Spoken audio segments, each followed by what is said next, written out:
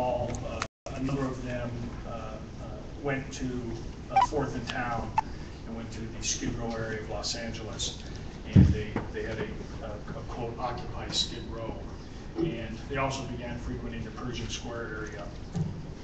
And as a result of the Lavin injunction and some other things occurring in the downtown area, the City of Los Angeles and the Mayor's office implemented Operation Healthy Streets to try to enhance the Skid Row area and improve some of the conditions there. As a result of that, the police department as well as the city family got more involved in that area. And as a result of that, the Occupy protesters began a protest at the Central City Association at 626 Wilshire. They deemed it the siege on their media, social media, and they began protesting frequently at that area. As a result of that and some of the conditions at Pershing Square Central area, during the months of June and leading up to July 12th, affected 21 arrests around that protest that was occurring. Of those 21 arrests, 8 of them were for vandalism. As a result of that enforcement activity, the Occupy movement promoted a chalk walk that was due to occur in conjunction with Art Walk on July 12th. The Art Walk, transitioning for a moment, give you a little background on the Art Walk. The Art Walk has been in the downtown area for about 8 years. Has in large part been a very, very successful event for the downtown area. It brings, depending on the numbers, but can bring between 10 and 30 to 35,000 people to the area on the second Thursday of every month. It is growing. Due to that growth, it has posed a challenge for the city to police that. The City Council formed a task force that's chaired by Commissioner Allerton of the Board of Public Works, and the city family come together to focus attention and the challenge of policing the Art Walk. The Art Walk brings out art enthusiasts, but it also brings out a lot of people to the clubs, to the restaurants, to the bars, to the retail, generally just large pedestrian crowds to the area. We have generally, this has been policed without a problem. You may recall there was one serious traffic accident about 1.5 years ago, but generally it's been policed without significant event by Central area with support from Operation Central Bureau Bikes. What I'd like to do now is have Captain Frank give you a little bit of background on what led up to the 12th and then on to the 12th. Good morning, Commissioners. Sometime around the spring of 2012, we began receiving numerous community complaints relative to the Occupy LA movement and vandalism. The locations that were being targeted were 3, Pershing Square, and the folks that were complaining about Pershing Square were basically General Services Police Department and also the Department of Parks and Rec relative to what was going on there. We also received complaints from Central Cities Association and the business representatives around the 4th and Town location, and also the other area that was being targeted, as mentioned earlier, 626 Wilshire Boulevard, which is the home to the Central Cities Association in the downtown center business improvement district. As a result of these complaints, I worked very closely, my staff and I worked very closely with the City Attorney's Office relative to the issue of chalking and vandalism. And we looked at a lot of issues that basically from a legality standpoint and what course of actions that we had at our disposal with regards to these issues. So with that in mind, we began our planning for the July 12th, 2012 Art Walk. As part of our planning efforts, I gave instructions to our personnel relative to the kind of law enforcement posture that we would take relative to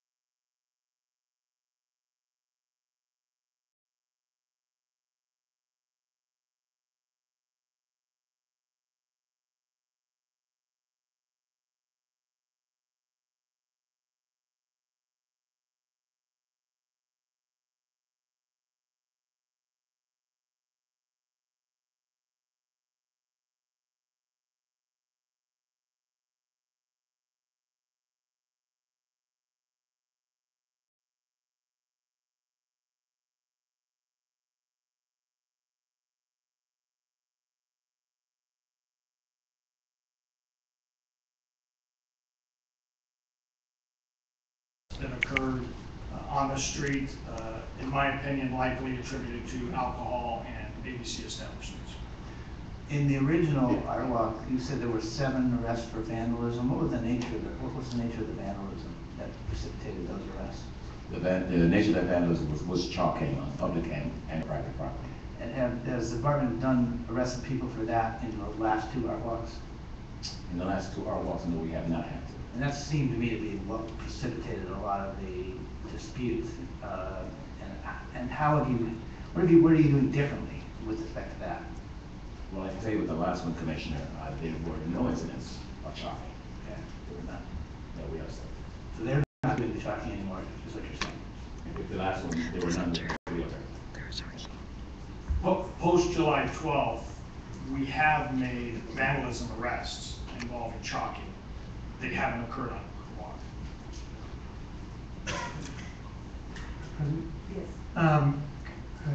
Commander Sherman, I appreciate the report. I would find it helpful if you could talk a little bit more about the two, in the 2 lesson learned areas that you identified. On the command post issue, if you just explain a little, I'm not sure I understand what the differences are and what the effect of the effect is of the change that you've made.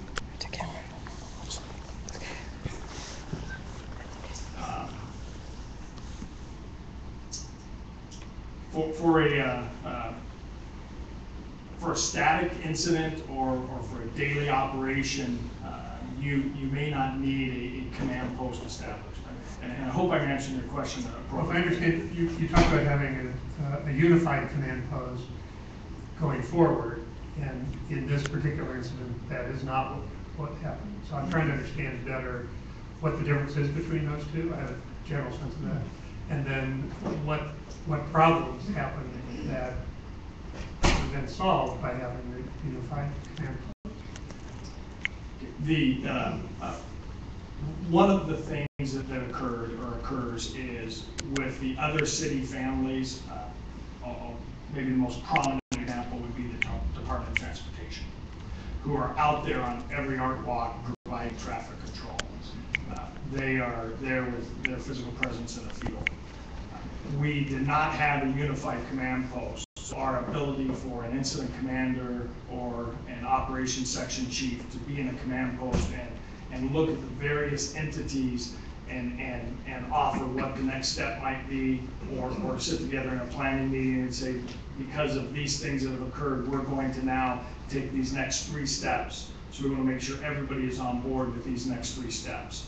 That piece, that planning piece, coupled with the command of execution for the operations people in the field, that needs to occur within a command post, so all the involved people or the involved agencies, and maybe it's just one agency, or multiple agencies, are all aware of what the next steps are.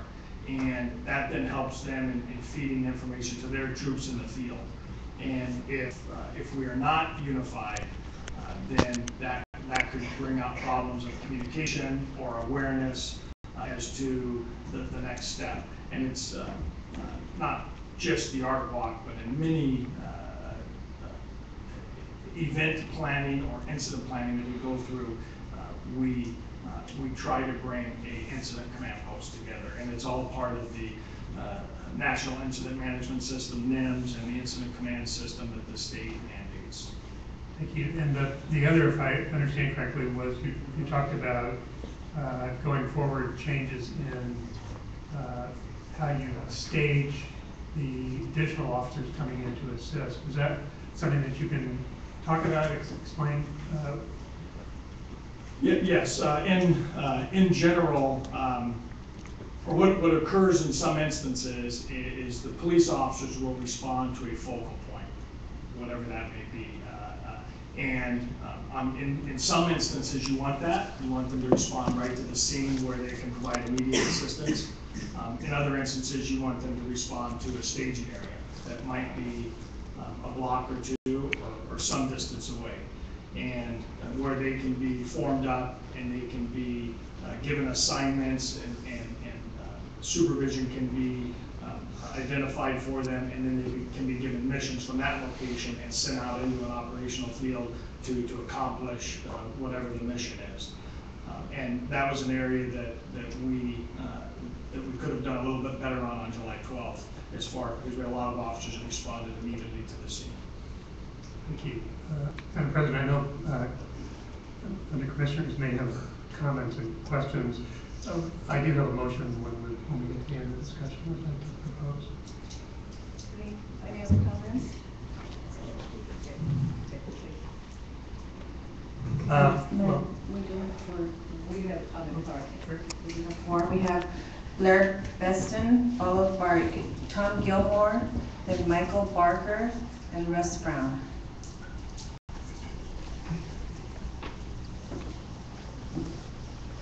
Good morning. My name is Blair Beston. I'm with the Historic Downtown Business Improvement District. I'm a director. The Art Walk falls largely in my territory. I was there the evening of the Art Walk in July that we're speaking of. My office is on 5th and Spring, but I was actually out in the street. I can say these were not innocent people passing out chalk, as has been portrayed in the media. These were people deliberately manipulating a crowd in the most highly trafficked area and intersection of Art Walk. What you don't hear reported is drunk people standing in the middle of the street yelling expletives at the police. And I still don't know what was thrown at the officers, but 2 containers of gravel in front of the Crocker Club at 5th and Spring were smashed that evening, and gravel was everywhere. There was no message except what I heard was about anti-gentrification. To my knowledge, this is not what Occupy LA is about. It's not their primary message, so I don't know what that was about. The destruction, from my bid, it actually costs more in labor to have a qualified driver drive a piece of machinery and pull water to wash down sidewalks than it does to hire someone to paint over graffiti. So there were costs to this melee. Not just for the LAPD, but for the neighborhood and for the community.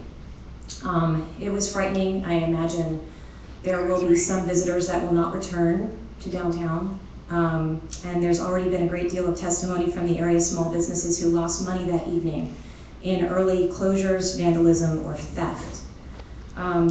We thank LAPD for being there and for offering protection and crowd control. My officers assisted in keeping patrons inside where it was safe until the chaos was over. Demonstrators in our country have a right to get a permit, to have police assistance and protection when they protest. There's no excuse for this.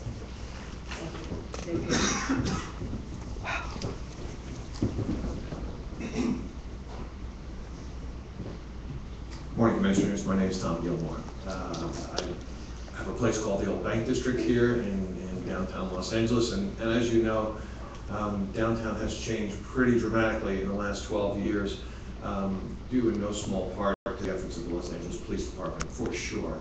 And this art walk that we're speaking of, one of the interesting things that I would bring to your attention is that it is 30,000 people showing up at downtown every other the first, second Thursday of every month.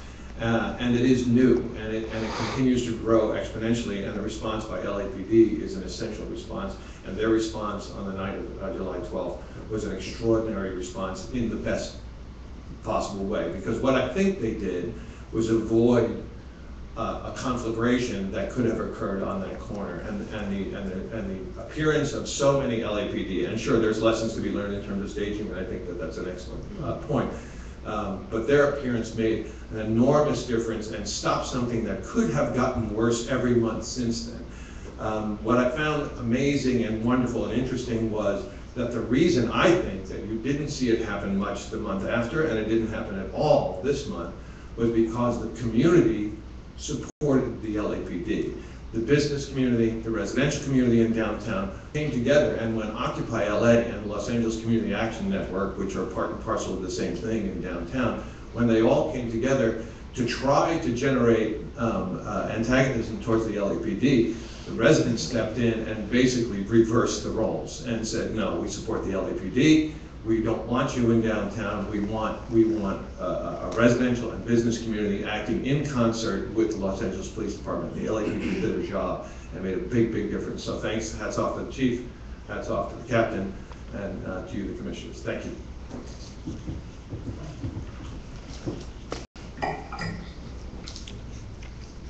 Commissioners, good morning. My name is Michael Barker, and Oscar De La Hoya and I own the 626 Wilshire building, where the Central City Association is a tenant, among other tenants in the building. We continue, unfortunately, to have people camped out every night in front of our building. We've had a tremendous amount of vandalism. I do thank Captain Frank and his team for being very responsive. However, this problem has not gone away. We are incurring substantial expense to not only have the area better secured from our security group, but also just the maintenance. We've had a tremendous amount of vandalism at the building. This continues, and so unfortunately, the good news on Art Walk is very nice to hear. However, we are still having a significant problem every night, 7 nights a week, starting about 9 o'clock at night. Thank you. Mr. Russ Brown? Good morning. My name is Russ Brown. I'm a 10-year resident of downtown. I've also been involved with the neighborhood council for 8 years, 5 years as president, and also previously involved for 4 years with the historic downtown bid.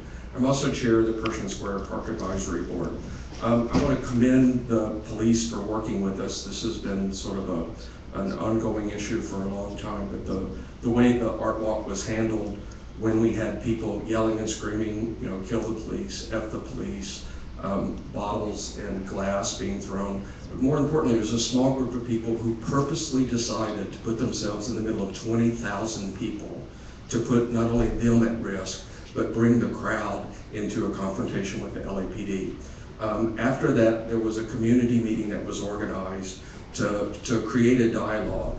And everybody at the meeting, and it was attended by more than 100 people, felt that there was an absolute right for political protest and dissent, but there was not a right to put people at risk, to start throwing bottles. Somebody could have easily been hurt. It would have taken very little for somebody to pick up a trash can and throw it through a plate glass window, or throw it through a bar with more than 200 people outside. One of the things people forget is when Occupy LA was shut down at City Hall, it went to Pershing Square. Nothing happened the month after the near riot at the Art Walk because Pershing Square was almost totally destroyed with chalk. We took more than 200 pictures. We have almost $100,000 worth of security and maintenance expense at Pershing Square. After there was an Occupy attack on one of the security, which had been ongoing for many, many times, where he wrestled with him, bit his face and his ear, and the Occupy protesters actually let the guy get away and sort of protected him from the police. We have had a very significant response, and I want to commend both General Services and GSD and the LAPD for that. The incidences have gone down to about 90% of what they used to be, so that's been very effective, but it is an ongoing issue. We do have a lot of concerns that as soon as the police and the extra security at Pershing Square leaves, we may have the same incident again. We have one final card for Richard.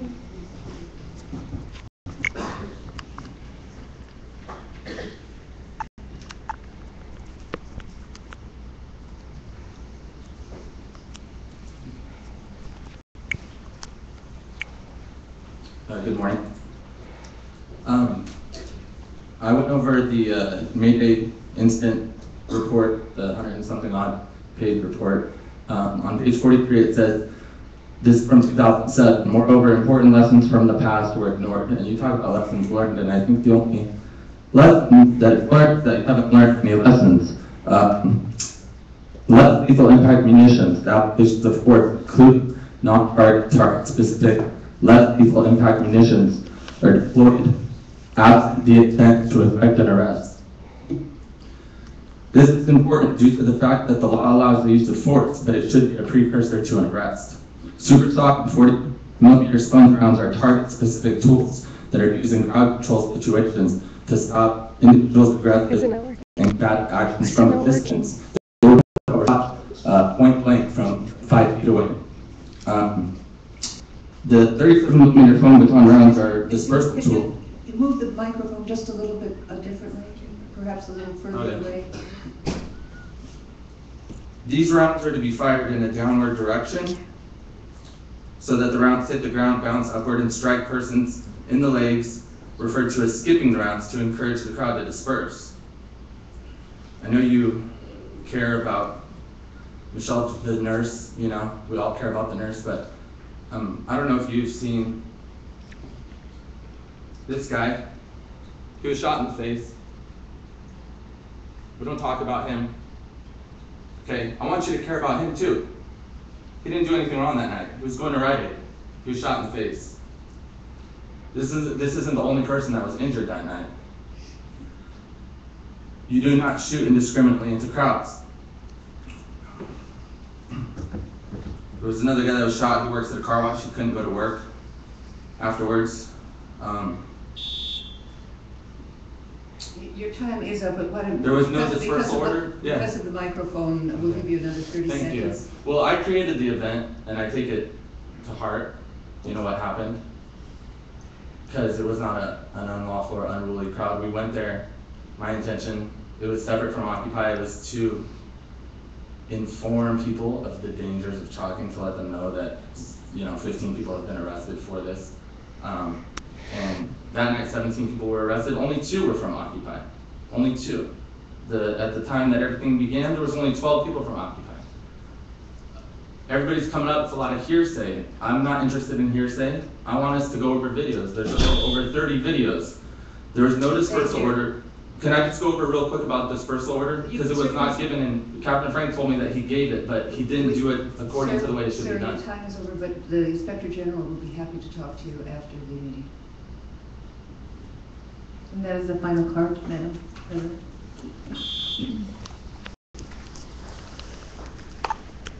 Is there a motion? Actually, it's not a motion, since this isn't agendized, but I think we can get to where I'd like to get at.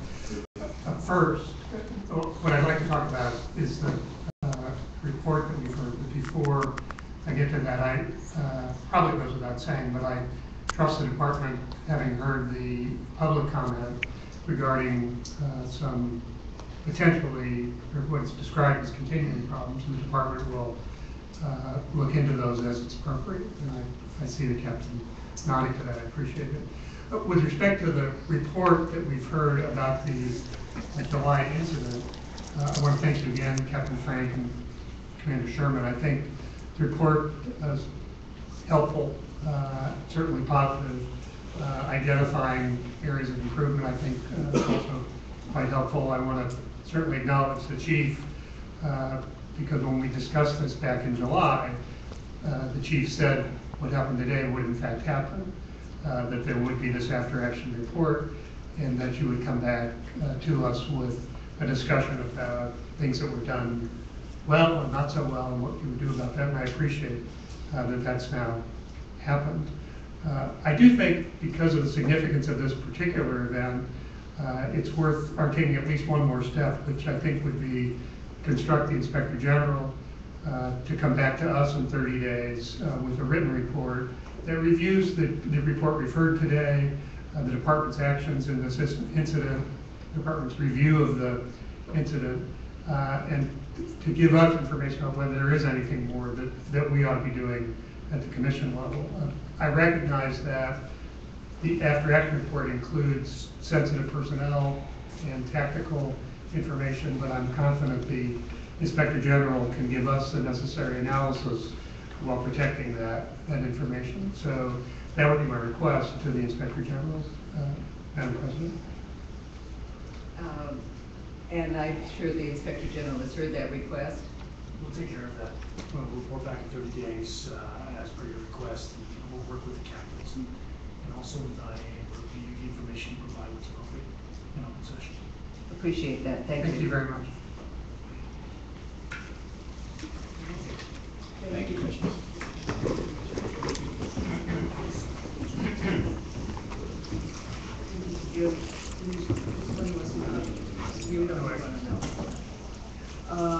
On the next is 8E, please.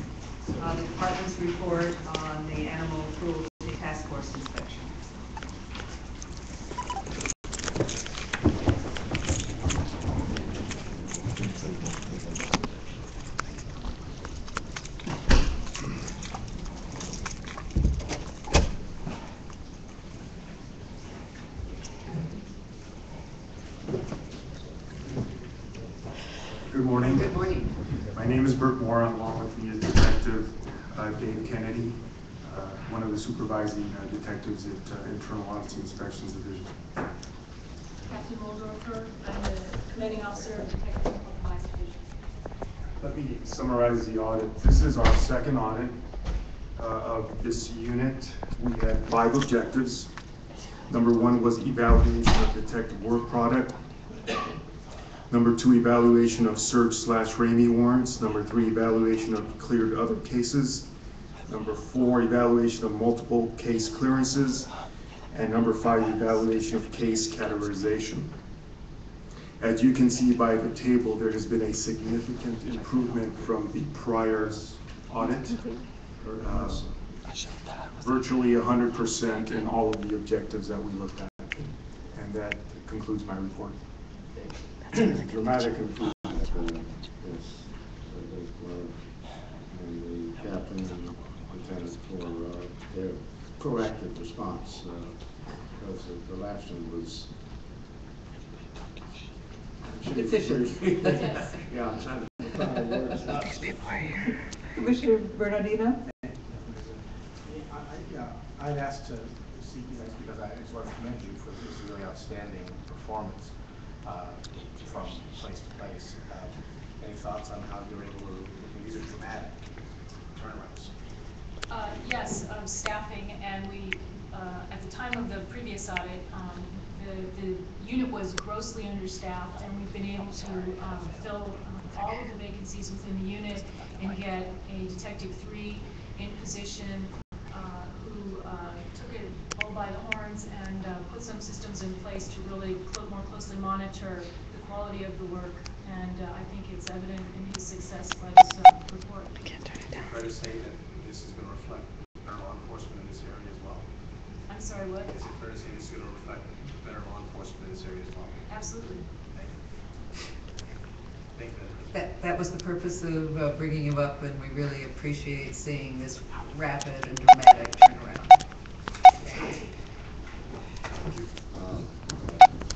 I move to approve the progress report. All in favor? Department's report approved. And it is now for 8H, the department's report regarding the police account second quarterly report.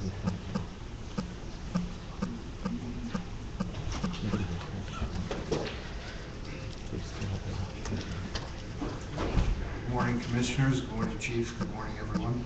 Captain Bill Hart from Gang Narcotics Division. And here to answer your questions regarding the SPA quarterly report. I know that you've noticed that some areas during this period were significantly down from some prior periods. But I think it's important, particularly the cash seizures. There were narcotics in some categories that were up and some others that were down. But I think it's important to clarify that this report only reflects seizures that were associated with SPA expenditures. We continue to make significant cash seizures that aren't... For the public, what is SPA expenditures? Informant payments or money that we use to purchase contraband. We make an informant payments. Informants are a critical tool in narcotics enforcement, but we do make cases in other ways. And frankly, sometimes we just get lucky and we seize large amounts of cash that aren't always reflected in these SPA quarterly reports. They are reported through CompStat. I don't really have the specific figures for you today, but I'm personally aware of several large seizures that would not have appeared on this report. So that doesn't explain why we're down so much in this category compared to other periods, but I just want to assure you that those seizures are still being made, just not sometimes involving informants or SPA payments. Respectfully, presumably on these other bases that you have where you're keeping other statistics on stuff, presumably those numbers are consistent? Or are they dramatically higher? Is it a situation where this is down and the other is high? They fluctuate, Commissioner. I think if you go over the attachment, I think it's attachment 2, we had a very low quarter with cash seizures, but it's not the lowest quarter we've ever had. And Respectfully, officer, my concern isn't so much on the cash seizures, it's in terms of the narcotic seizures, because those are down very significantly also. And my concern is, I don't think narcotics is decreasing outside of this, in this community. So my question is, why are these figures low? Is there something that we're not doing, or we should be doing more of, or is there some other issue that I don't understand? well, my short answer would be, I wouldn't be concerned about it based on one quarter. Certainly, it's something we'll continue to monitor. If there's a trend here that continues, then we'll examine it. But I think overall, our narcotic seizures are up. I don't have the answer why spa-related seizures may be down this particular quarter, but I'm confident that we've had some, as I said, I'm personally aware of some very significant seizures that we've made in the prior quarter and the current quarter. And I think the numbers, I can get you the overall numbers, which might you know, if I could make a suggestion, excuse me, Bill. You know, this report covers a very specific and small portion of our overall narcotic enforcement efforts. This is strictly related to the SPA accounts, which is primarily in Gang and Narcotics Division.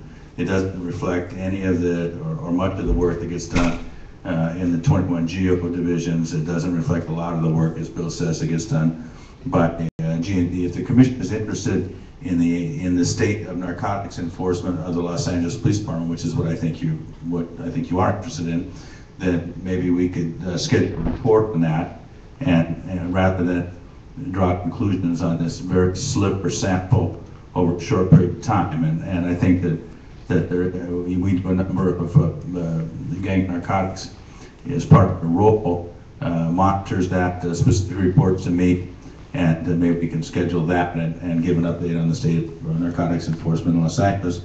What it's, you know, what kind of seizures are we seeing? You know, what drugs are on the increase, what drugs are on the decrease, what are our cap seizures, what are our amount seizures, our red totals. You know, I think that there's a number of philosophies involved in narcotics enforcement.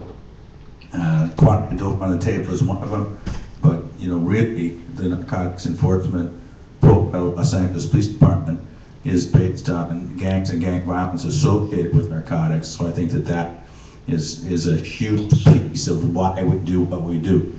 You know, the old school narcotics cop was always after quantity of product.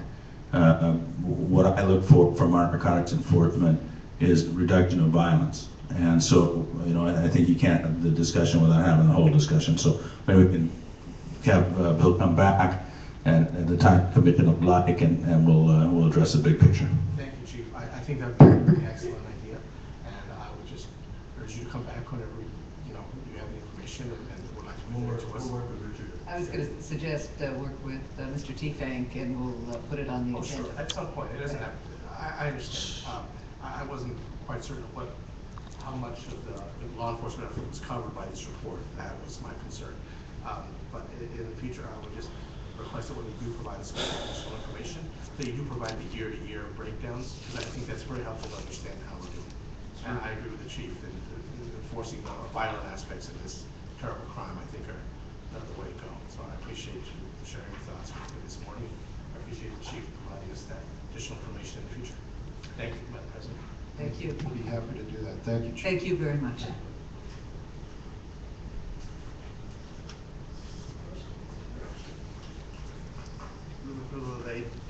Second. All in favor? Aye. Department's report approved. Public comment? We have done, Madam President. Then we will adjourn to our closed session. The Board of Police Commissioners will now recess into closed session to discuss item numbers 10A, 1, and 2 in accordance with various government codes. Is that really good photo? I'm just gonna show them the freaking video. see you. How are you? How are you, sir? How are you?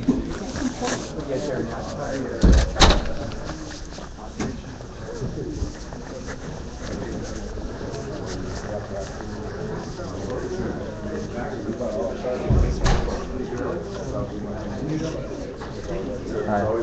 So they said that you're the person I'm talking to? Sure. Yeah? So how does it work? I mean, do they go over videos and... There's a complete process. You just walk out all the way over here.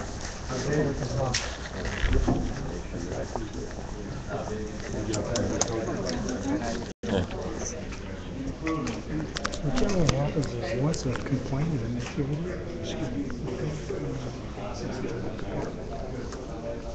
there's a unit that deals with just conduct of the department. It's not, it wouldn't be the station that handled it. It goes back to headquarters. It's called professional standards policy. Those people will investigate the entire matter all the way from the beginning through the end and make a recommendation of what happened. So I have to, but don't you have to